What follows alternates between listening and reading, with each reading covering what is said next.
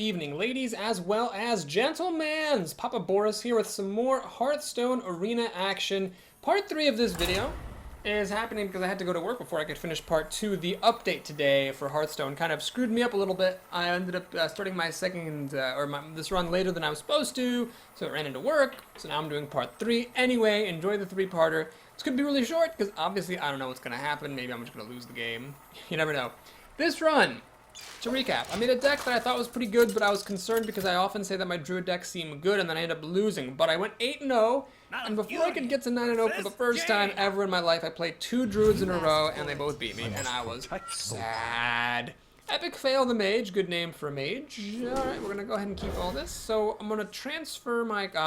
well, I was going to coin it a Wild Growth, but I actually got a 1-drop, which is a little awkward. Ramp decks who typically don't want 1-mana minions. It's a little bit of a non-bow here. Oh god. Mana Worm. Jeez, what do you even do about this? You know what? Screw it, I am going to play Wild Growth. I don't have enough mana. And, I'll play the Wolf Rider on turn 2 and kill this Mana Worm, or perhaps I will Claw Shapeshift. Let's just hope we don't see any mirror images or anything like that. Knife Juggler? Okay, great. Now, I could get fancy. I could get jiggy with it a little bit. I could actually claw and kill this Knife Juggler. Okay, we're going to do it. I'm going to Knife Juggler. I'm going to play Claw, and I'm going to kill her Knife Juggler. So my Knife Juggler threatens to kill the Mana Worm.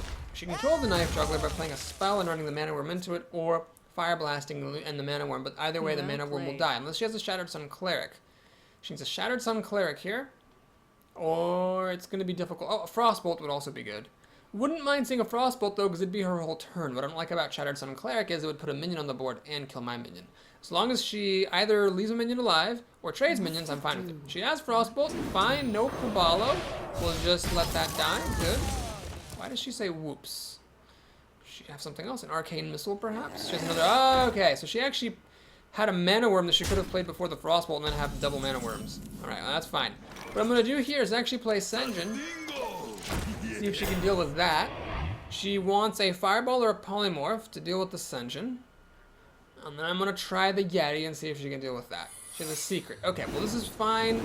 It does buff her Mana Worms, but at the very least, it does not stop my Sen'jin from killing her Mana Worms off. Unless she plays a Mirror Image here. The Mirror Image would pretty much be the boss house. No Mirror Image is fan-friggin-tastic. I'm going to play Wolf Rider, check for Mirror Entity, see if it's a Mirror Entity. It is a Mirror Entity, that's lovely as well as doubly. All we're going to do here is Shapeshift, kill that off. Kill off the harder hitting Mana Worm with my Wolf Rider. And then kill off the weaker Mana Worm with my Sen'jin. Okay, this is looking really good. So I've got 4 cards, soon to be 5 against her 3. Once she starts dropping big thing after big thing, I should win this game. And make it to 9. She has to pretty much have a 5-drop, and then a 6-drop, and then a 7-drop. Like, she has to have, like, grade A prime rib drops here to win. Okay, Scarlet Crusader doesn't quite satisfy the needs of my opponent. What I'm going to do here is play Worgen and a Squire. Leaves me with enough mana to Shapeshift. Kill that. And I could sneak 3 damage through. And I will. It's a little bit risky to do that. It's a little bit risky, but I think that every point of damage is going to be important in this game. Since we're getting to the end game, and the end game is not the strong suit of this deck, apart from Ancient of War, because I passed on the Ironbarks. Clearly, making it to 8-0 means, you know, the lack of Ironbarks isn't that big of a deal. She must have some answer for this, otherwise she would not have played Arcane Explosion here, so she must have a way of killing this Worgen, or else what she just did was absolutely crazy. Either Silence for the taunt, or like Frostbolt to kill this, or something. Or, I don't even know what. Arcane Missiles at the very least. Would she really leave this alive in its Wind Furied state? Argent Squire, and what else?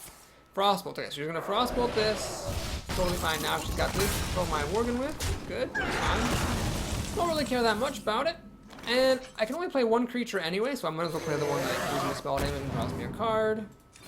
Bite is not affected by spell damage. This is looking really, really good. She now needs card draw or insanely big creatures to have any chance of winning. Otherwise, she's just completely screwed. Fireballs and Polymorphs are no good anymore because I can just take them out. Or it's just 1-for-1 trades. Alright, so she has another secret, which is probably another Mirror Entity, which is unfortunate because I don't really want to give her one of these creatures. Arcane Golem, though, is a really good top deck. Oh, man, that just solves all my problems. So let's see if this is indeed a mirror entity. It isn't. Oh, it is. Okay. So what we'll do is the following. I'm going to use this to kill the Imp Master. I'm going to use this to kill... Actually, I'm going to leave the Imp alone. I'm going to hit her for 4. It's fine. And I'm going to bite this guy. So we'll leave this Imp alone. She was going to Fire Blast this anyway, so the fact that this can kill my Golem makes no difference. And it's not going to make any difference against my 4/4, so I don't mind letting her keep that Imp. I want to get damage through, because in case she top decks out of it with some card draw, I need to have her lower on health. So what does she have here? 1. She's a Fireball. That's totally fine. She's going to Fireball my face.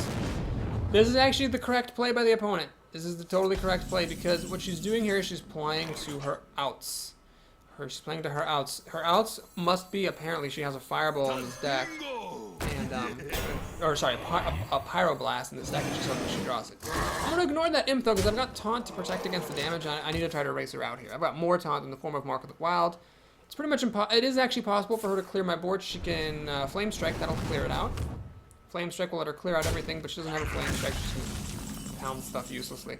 Alright, let's go ahead and Mark of the Wild on my beefiest guy. That way, if she has a Flame Strike, I'll have something survive.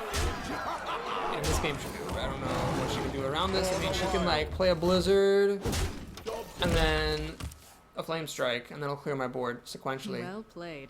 But then she's dead to Shapeshift, so should be over. Someday I'll be just like you. Okay, that doesn't change anything at all. That doesn't change anything at all. Secret doesn't change anything at all. Well, if it's Ice Block, she'll live for another turn, but not that big of a deal. In case it is Ice Block, this is why I'm doing this. You should always try to get her down as low as possible before the secret triggers. However, it is not Ice Block. That was a pretty well played game by the mage. I think she had a pretty strong deck and did a good job. She just got manhandled by me. I just had the right, like a really good curve, and it worked out really well. Well, that's what happens when I don't play against Druids. The only 2 classes that have beaten me were other Druids, and they were all just like a little bit top heavier than I was. So they beat me because they had like Iron Barks and crap, and I didn't. And you know what? I'm okay with it. You know, in the arena to do well, you don't need to get to 12 wins every time. You don't need to draw the absolute perfect deck. You don't need to beat everybody. As long as you beat the majority of people, a large majority, then you can score pretty high. As long as you win 3 games for every game you lose, you'll get to 9, and that's pretty fine. So here I am at 9 wins. If I lose now, so be it. It's fine. I'm still making money. And fucking bitches. You know, it's all good. Oh no, Noisy Ghost to Druid. Well, I'm not a big fan of playing other Druids at this deck. It'd be funny if I made a Druid deck that was quite successful, except against other Druids to whom it lost. If I lose this game, then all 3 of my losses will have come from my brethrens. Well, this is a bit of a weird hand. Bite's not exactly what I want to have. I mean, if I'm going to have a 4-mana card, I'd much rather have, like, Ascension or a Yeti that I mulliganed. I think it was correct to mulligan them because I didn't have anything to play except for this Claw that I kept. But, I mean, I really wish these 2 cards were Ascension and Yeti. Alright, let's see if he's got anything to do here. Most things I can kill with a Claw. What do you get to play right now? He's going to play nothing, which is fine. So I get my Yeti back. I guess got to be careful what you wish for. Wouldn't have minded getting a 2 or 3 drop. I have one more chance to top deck one of those. I don't know if it makes any sense to put Mark of Nature on this thing. Make it a 1/5 with Taunt. Seems kind of dumb. I could make it into a Magma Rager with Divine Shield, I guess, but that seems a bit silly as well. Okay, let's see if this is something I can kill with Claw Shapeshift, and it, well, it almost is. I mean, I'm gonna do it. It's better than doing nothing, but I would have preferred something like an Iron for a Grizzly or a Raging Worgen, which would actually stay dead, as opposed to this friggin' annoying Harvest Golem. I'm not gonna deal an extra point of damage, just to, you know, be kooky and go for the trade. We'll just kill it. It's fine. He shapeshifts to kill this. It's his entire turn, then I'm dropping a Premier 4-drop after that. I'm totally cool with it. And he did use his coin, so, you know, all things considered, I'm pretty happy I had that Claw. Things are definitely worse. Alright, now the thing about this is he is going to go up a card, because I spent a card to kill his Golem, but he didn't actually spend any cards to kill my Origin Spire. As you can see, this is why he has 6 cards to my 5 after the draw. Leper Gnome is a little bit late. That would have been great last turn, actually. No, I couldn't have played it last turn. It would have been great on turn 2. To play this. Then I would have had it on the board still. That would have been a pretty big difference. Well, He's got a Bloodfen Raptor, which is not impressive. Shapeshifter, which is also not impressive. He's gonna swing at my face. Okay, what we're gonna do here is Mark of Nature on my Yeti, make a supercharged Twilight Drake Druid of the Claw type thing. I'm not gonna kill this though, I'm gonna get 4 damage through. And I'm actually gonna play Wild Growth instead of my Leper Gnome. So I feel like in some of the other games I kind of screwed myself a little bit by waiting too long for Ancient of War. This is very good against Druids, because Druids do not do a good job of bringing down big things. He's got a Silence, so I'll use it right now on this Yeti. And then I can play this. Okay, so look, we baited out the Silence with the Mark of Nature. That means this guy's gonna be a 5/10 with Tippity Toopity Taunt. Alright, here we go. Gonna learn from my mistakes. Play this. 5 health and taunt. Now, I am going to kill the Raptor here. Let's take away 3 damage. Because if this was 7 damage here, that would bring him pretty close to killing it. I took away 3. Hopefully I'm not going to regret not taking away 4. The reason I didn't kill this is I don't want this to be at 1 health. If it's at 1 health, then Swipe will kill it. So let's see if he's got the kill for this guy. I'm hoping the Yeti can kill it. The Spellbreaker. And this guy gets to hang out. He's going to Claw. So that's 3 damage right there with Shapeshift. Making me glad that I killed the Raptor. Does he have anything else? That's not going to do anything at all. Okay, perfect. He is going to actually run into that, taking 5 damage, which I'm pretty okay with. Is he going to throw the Spellbreaker in? He is. Yeah, I'm pretty okay with how that all happened. Alright, let's just drop our stuff. I mean, I am risking Swipe Starfall and stuff, but, I mean, I could kill this with this guy plus Bite, or I could hit him for 9 damage. You know what? Let's just throw down on the field. This is the problem with Gurubashi Berserker. It doesn't do enough. I am taking a little bit of a risk by doing this, but what I'm basically doing here, I'm trying to race him down. See, Bite is 4 damage, Shapeshift is 5. I just need to deal 7 more damage to him, 8 if he shapeshifts, and I kill him. Actually, 6, because Leper Gnome's 2 damage. So I'm hoping to race him out before he gets all his big cards online and rolls me over. I'm very glad this was not a Druid of the Claw. Druid of the Claw would have been a really good 5-drop there, but I've had to do some annoying things to kill it. He is Starfire, which makes my day, because that does give him card advantage, but he doesn't need cards right now. He needs removal and board control. In fact, the game is over. He managed to get this guy down. Now, he had to do that, because if he had left this guy unenraged, then my Worgen could have run into it, triggered Windring Outlaw. Alright, we kill a Druid! Unbelievable. Basically by playing aggressively and killing him before he can get his stuff online. So it turns out there that my plan of making the Ancient of War come down faster was a good plan. And that gets us a win. Oh man, that's nice. That is super as well as duper. 10 wins means we're not getting any mundane commons. We have a shot at getting big gold rewards. We can get up to like 300 or so, or even higher. Usually it's below 200, but could be big. Forsworn, another mage. Well, You asked for it. mages are always tough, but I mean, if anyone's good against mages, it's druids. Let's actually keep the swipe. Now, the reason I'm keeping the swipe is that I'm going to coin the Wild Growth on turn 1, and then I play the Golem on turn 2, which is pretty strong. And swipe can go down on turn 3 or 4. I want to make sure I have a swipe against a mage in case there's shenanigans that need to be dealt with. Ah, geez, Leper Gnome. Do I play that, or do I play the wild? No, we're gonna play the Wild Growth. I don't have enough mana. If I play the Leper Gnome, the benefit is that I'm holding her from doing anything on turn 2. But here's the thing, the Well Golem will played. also screw up her turn 2 plays. Man, this person also tells me well played for coining into Wild Growth. People apparently are really excited about that for some reason, I don't know why. Okay, so I could use Claw to kill this Fairy Dragon and hold on to my Harvest Golem. Otherwise, the dragon kills the Golem and she pings my Golem. Yeah, let's just do this and Claw. Claw's a very good answer to Fairy Dragon. So now she's going to ping my Leper Gnome, perhaps, taking up her entire 3rd turn. I can play the Golem after that and have some good board presence. Mark of the Wild on a Golem makes a Chillwind Yeti with Taunt, which is pretty strong. She will ping the Leper Gnome, which is fine by me. That's taking up her entire 3rd turn doing that. And, you know, the 2 damage is nice, potentially. Ah, Dark Iron Dwarf. Well, if that were a Yeti or a Sanjin, I would play it. But unfortunately, Dark Iron Dwarf, even though it is a 4/4 versus a 2/3, I think the battle cries are worth keeping around. Well, that's pretty much the perfect card here. She's getting a good 4 drop down with 5 health. Stops the Dark Iron Dwarf from killing it. Oh, man, that's actually really annoying. Well. Ah, jeez. You know what? Let's do this. How about this, huh? I'm going to... Oh, wait. If I hit her in the face, the Dark Iron Dwarf's ability goes away. We're going to hit her in the face. Yeah, that Yeti was extremely good, and I didn't quite have the good answer to it, but I'm hoping she decides to kill the Dark Iron Dwarf. No, so she decides to go for the golem. I guess so that she can get rid of it. What else does she have? An ooze? Alright, fine. Things are starting to get a little bit away from me here, but we're okay. We're okay. We're gonna swipe. Shapeshift. Get card advantage. I just killed 2 cards with 1. She got card advantage by killing my golem and my leper gnome, so that's why she has 6 cards to my 4, soon to be 5.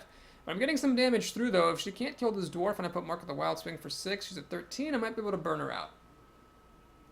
When you're behind on cards, that's usually the time when you try to race your opponent. Attend me. Yeah, now I could swipe this and clear it again. Is that better or worse than... Is it better than just Mark of the Wild hitting her in the face? I'm going to swipe clear the board one more time. The reason for this is, while that does mean that I'm not getting damage through her face from that swipe, I'm losing the burn potential of the swipe, I'm keeping this dwarf alive.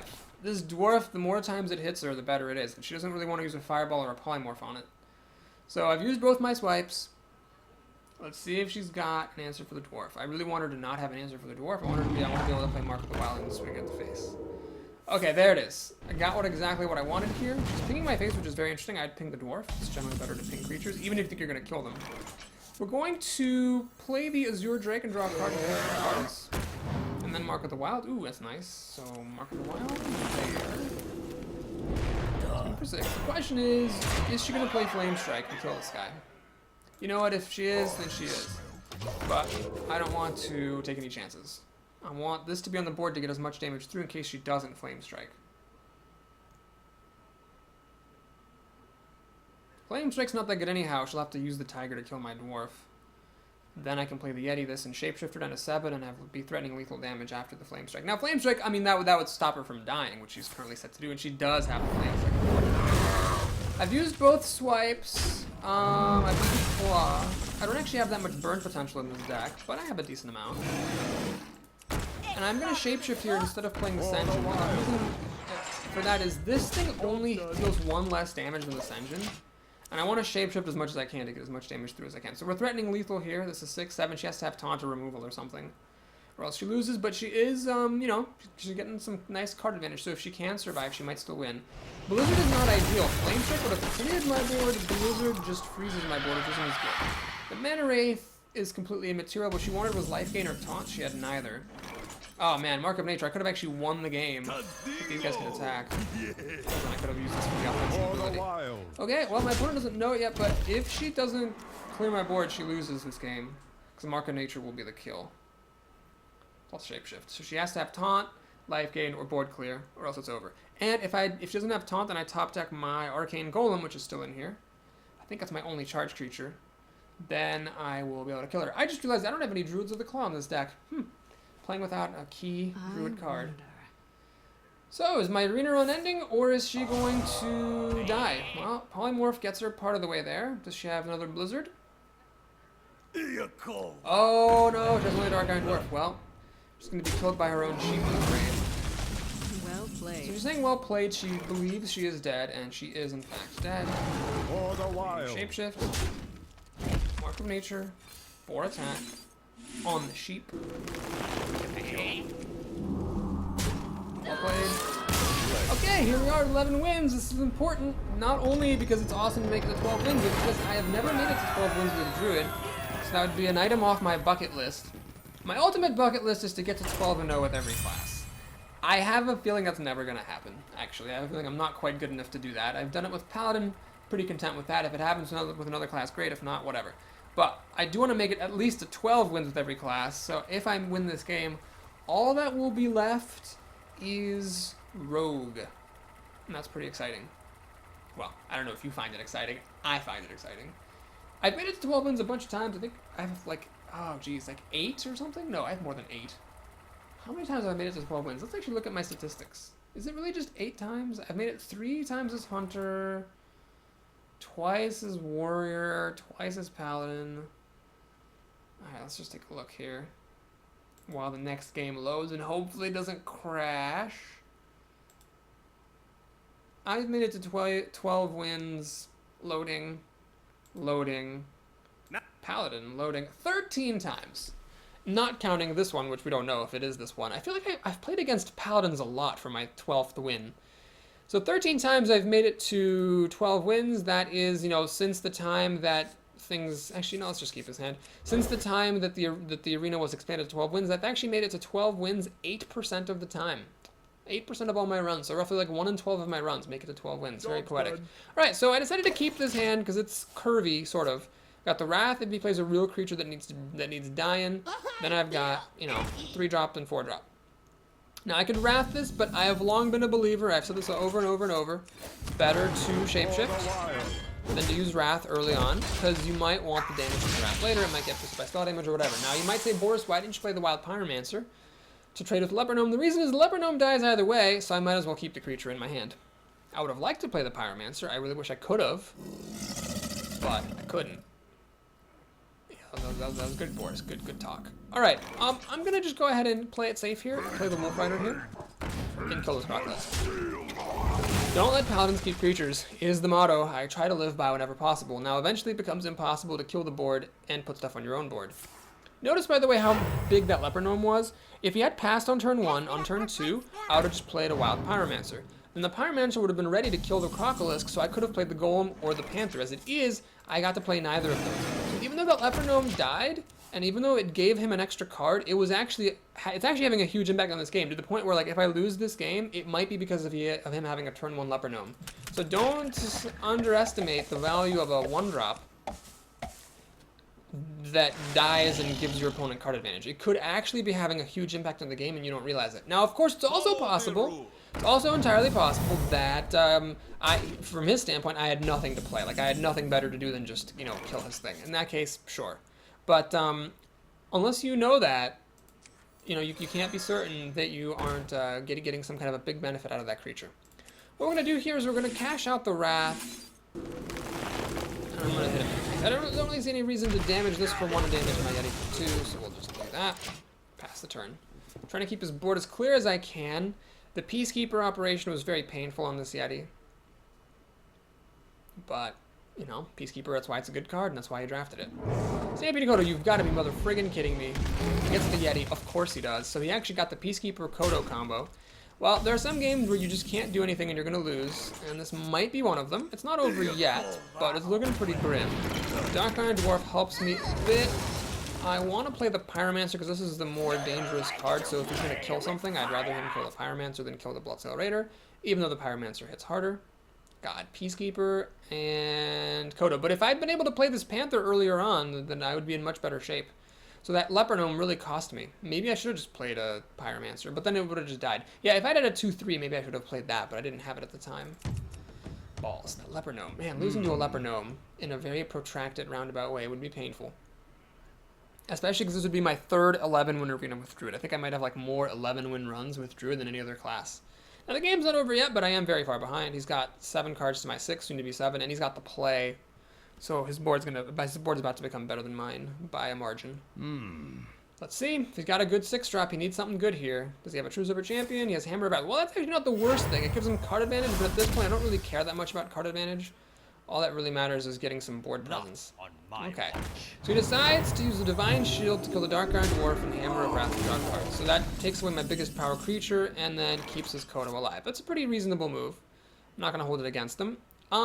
Bite could be cast. The issue is that my Golem would then die. Do I want to do that? Yeah, I do, because that would let me kill the Stampeding Kodo. So we're going to cash out the Golem first. It's really important to do this, by the way, because if I had Bite happen first and my Golem died, it would have Summoning Sickness, and then it wouldn't be able to attack. Now we're going to Bite. It kills off the damaged Golem, unfortunately, but it does damage the Kodo, so I can kill it, which is very important, because that doesn't play another creature.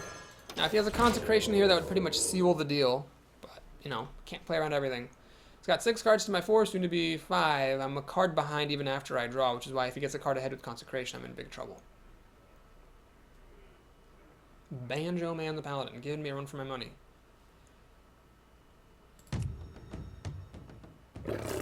Panther, he can still play Consecration. He doesn't, though. He has a Grunt. Which I'm more or less okay with. I'm pretty okay with that turn. Now, do I swipe?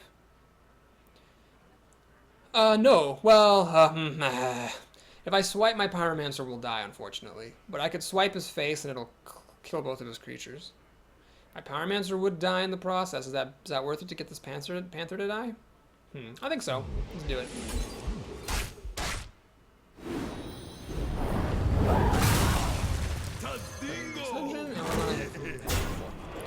Okay, so I did some damage to him with that swipe. 5 cards to 3 soon to be 4. I'm still a card behind, unfortunately. If he plays anything big, I'm in a lot of trouble. You can see my board is not really equipped to deal with big things. We're going to have to try to burn him out, I think, unfortunately. Hopefully his big things, if he plays big things, don't have taunt. This is 7 damage, down to 11. Shapeshift down to 10. He's pretty close to death. I have 1 more swipe. I have a Wolf Rider. I have an Arcane Golem. So I think that might be what I'm going to try to do here. See what he's got. Chatterson. Ah, it's annoying. Alright, so do we go for the burn or not?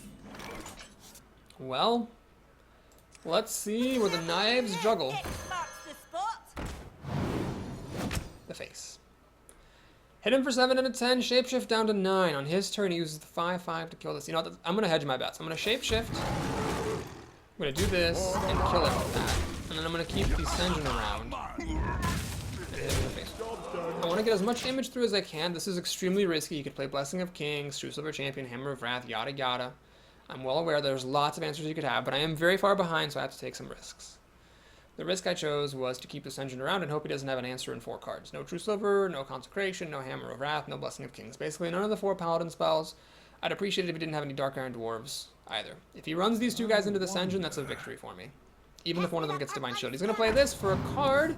Hopefully not getting any of the Paladin 4-mana thingamaboobs. Blessing him at, he had an answer. Well, it's a good answer. Now he's going to get to kill my Knife Juggler. Okay, so I'm through like 2 cards to 4 here.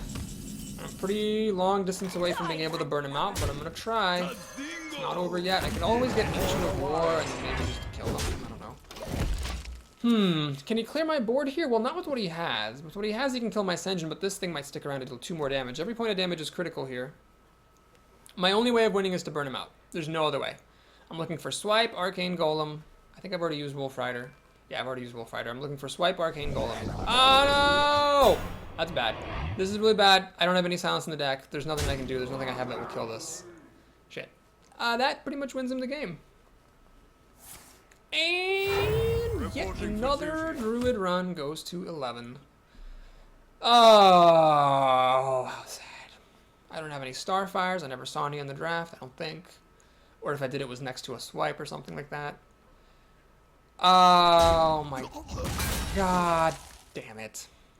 So close. Leper Gnome. That Leper Gnome won him the game on turn 1. It's not obvious. But him having a turn 1 Leper Gnome won him the game because of the tempo. Wild Growth. Alrighty.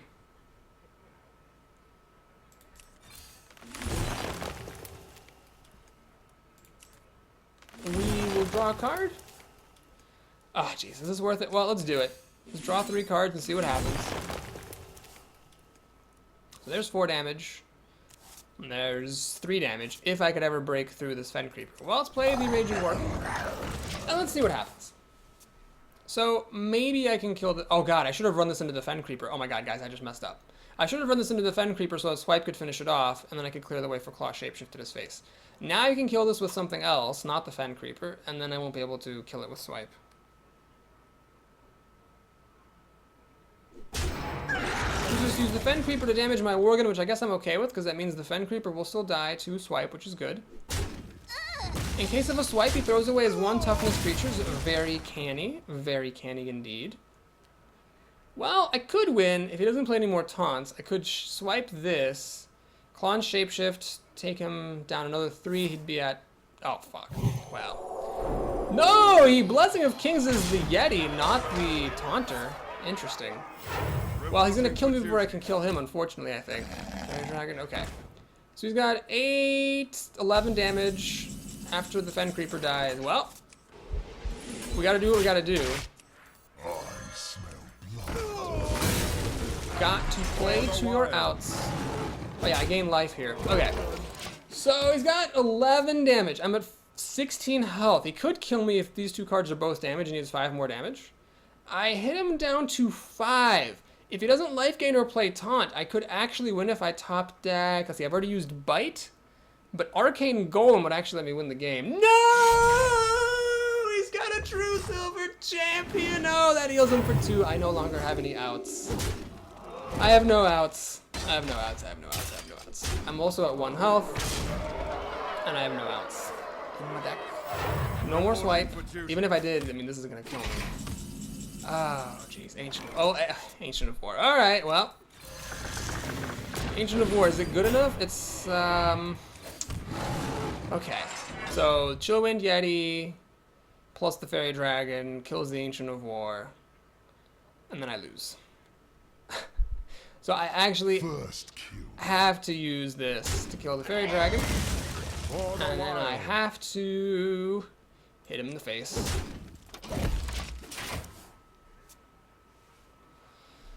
Alright, so assuming that the Yeti and the True Silver Champion are used in conjunction to kill this Ancient of War, he will go down to 5 health. And then, if he doesn't play any taunt or life gain, an Arcane Golem will win me the game if I top deck it. I just need no taunt, no life gain, and then an Arcane Golem, 1 in 10 odds. It's actually possible for me to still make it to 12 wins. But if he can buff any of his creatures and use just the creatures, alright, he's gonna hit it. He's gonna hit it. Good. So no silence or anything like that. Does he have like something else? Avenging Wrath? No, he's gonna use the Yeti. Okay, does he have a buff to give this extra damage? Does he have an Elven Archer to kill me with? What does he got? Is it a Vengeful Mercenary? Okay. If I top deck Arcane Golem, I will actually win this game. I've used up my swipe, so that's not happening. I need Arcane Golem. It's my only out. Oh no! It's a Mark of Nature! No! Jesus Christ! Alright, let's float the card, see if I can get him to bluff concede. Ah! For the wild. Mark of Nature. I just needed a minion on the board. I needed to be able to Mark of Nature myself. Arcane Golem, you left. Well, folks, I hope you enjoyed that roaring roller coaster of a run. Thank you so much for watching. I hope you enjoyed that. Please like and or subscribe. And let's take a look at our prizes. 11 wins. It's not 12 wins, but it should be a pretty good prize. We have 50 gold, 220 gold. Oh, it's one of the big ones. Holy gods. We have, what is this? 220 plus 200. We have 415 gold. I think that might be the most I've ever gotten at 10 wins. Or that's not 10 wins, 11 wins. 415 gold. That is a ton of gold. We're almost up to 9,500. That's pretty wild. B-Pack. Ooh, 2 rares. Ooh. I think, actually, no, I have a Cold Light Oracle that's gold. Cold Light Seer, I don't think I have a gold one yet. I say that as if I'm gonna keep the gold one. Did I get a new rare? Is that? Oh no, because it was a golden card. That's right. Okay, so let's take a look at our new cards. I believe there's a Starfire, golden Starfire. That's cool. There was a new Priest card. Oh, I must have gotten this while I was playing in Constructed with my girlfriend's Priest deck. Shadow Word Death, golden, cool. And then we also get everybody's favorite Murloc, the Cold Light Seer. Yeah, I got a gold Cold Light Oracle, but no regular Cold Light Oracles. I've never found a regular Cold Light Oracle. Not that I care about that garbage card. All right, Cold Light Seer, 100 dust. Good times. I am 4,140 dust away from building a complete set. So that's exciting. Let's take a sneak peek at our next arena. It is going to be Warlock, Druid, or Mage. So since I just played Druid, it'll be Warlock or Mage. Thanks so much for watching, folks. I'll see you again soon. Take care.